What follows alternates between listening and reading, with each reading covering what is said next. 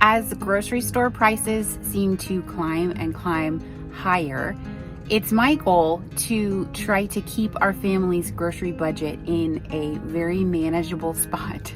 Our income has not grown higher and higher, and yet groceries just seem to keep climbing. So I'm starting a new series called Homestead Kitchen, Mastering the Basics. I'm going to show you how to master some very basic kitchen skills that can in turn save you a whole lot at the grocery store. So today we're going to show you how to cook dried beans. It seems really simple, but it can actually save you quite a bit if you compare the prices of beans that are in cans to dried beans and how much more you get for your money, more bang for your buck. So come along with me. I'm going to show you how to cook dried beans, and then I'm going to show you one of our favorite recipes ever, 13 bean soup, and how easy it is and how much it makes, and it's so delicious for this fall season that's coming up. So let's go. I took a little video clip of the soup mix that I picked out. This is from a local store called Harris Teeter.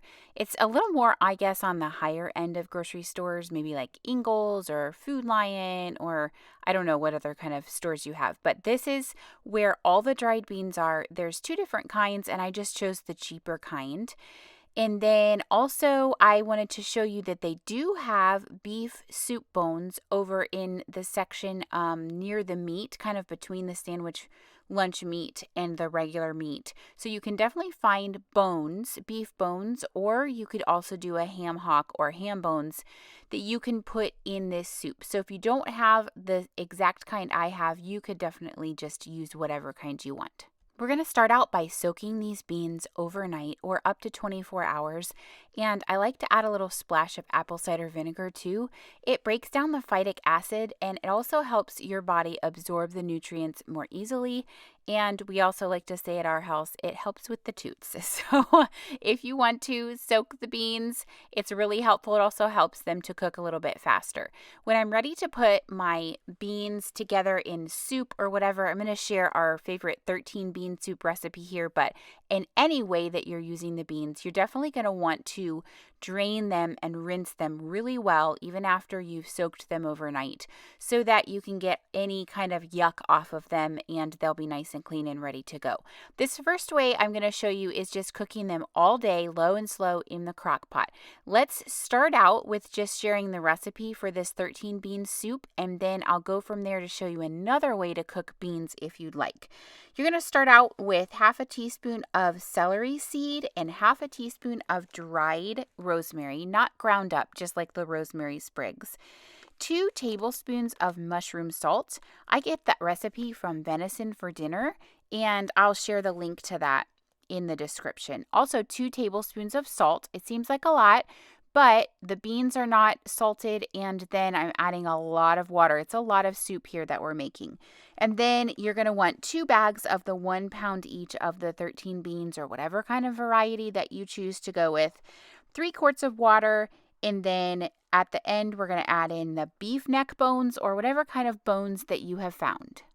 I like to add pepper and onion as well. Any kind of peppers that you want. If you want it spicier, you could go with jalapenos or something like that. I'm just using like 1.5 sweet peppers. 1 to 2 large peppers is fine. And I'm just going to chop them up really small. And I'm going to also chop the onion. And I am going to saute that in about 2 tablespoons of butter until they're translucent. And then I will add 5 garlic cloves to the pan as well, and just cook for like a minute or 2 more. You don't have to cook garlic quite as long or it will burn. And then I'll add that to the crock pot where all the rest of my ingredients are. I prefer to have my onions and peppers sauteed just a little bit. It kind of brings out a sweet flavor. And I don't know, it kind of just sits better, and I love the flavor of cooking it, sauteing it in butter a little bit first, and then adding it to your crock pot, and it will still cook all day long with everything else.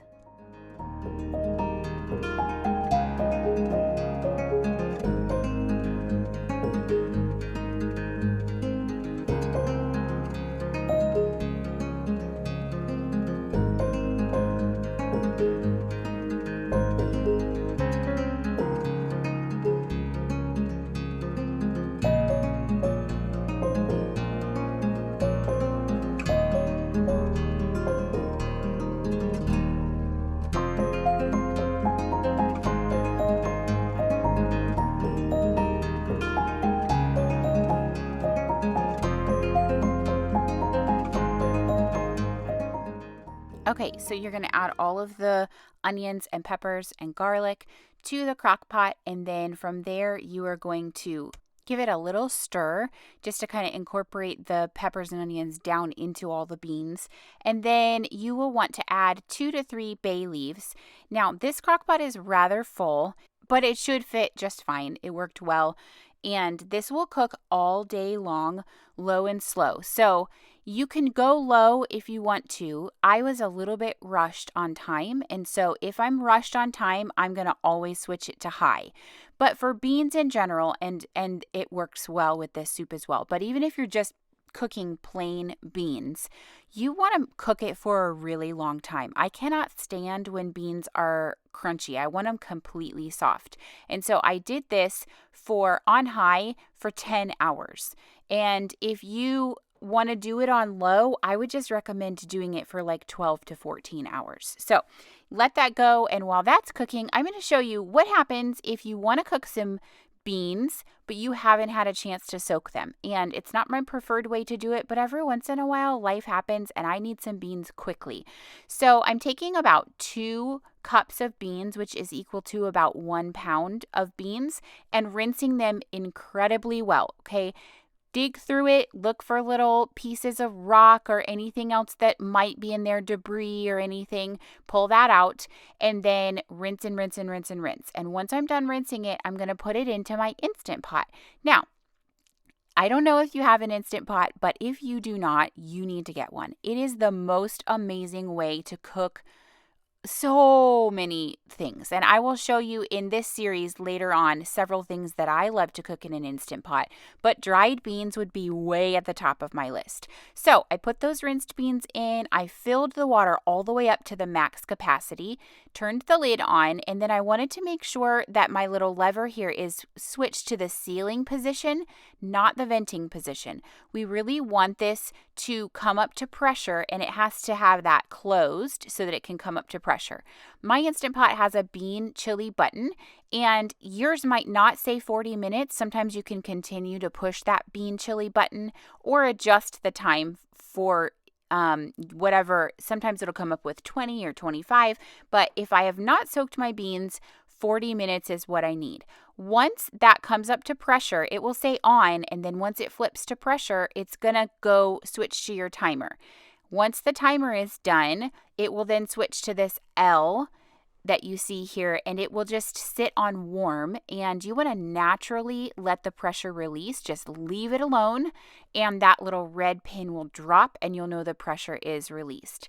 So the thing I love about the Instant Pot is you can just let it sit there on warm. So if you're working all day, start the beans in the morning, and when you come home, they will just be done and stayed warm in the Instant Pot, which is great. So that's what the beans look like. It's amazing. Okay. Here's what the soup looks like when it's done. We pull the bones out and get any little bits of meat off that we can and stir it right into the soup. It's so delicious. On those late fall nights when the air is starting to get crisp, it's so fun to have a fire and to gather around with your family and eat a nourishing soup, and especially a soup like this that is incredibly healthy for you and very cheap to make. This meal actually fed us 3 times, so 21 servings of this soup, and it was not that expensive. Remember, anyone can homestead, and it usually starts in the kitchen. I hope you're enjoying this series, and we will have many more videos on Homestead Kitchen, Mastering the Basics. Bye, guys.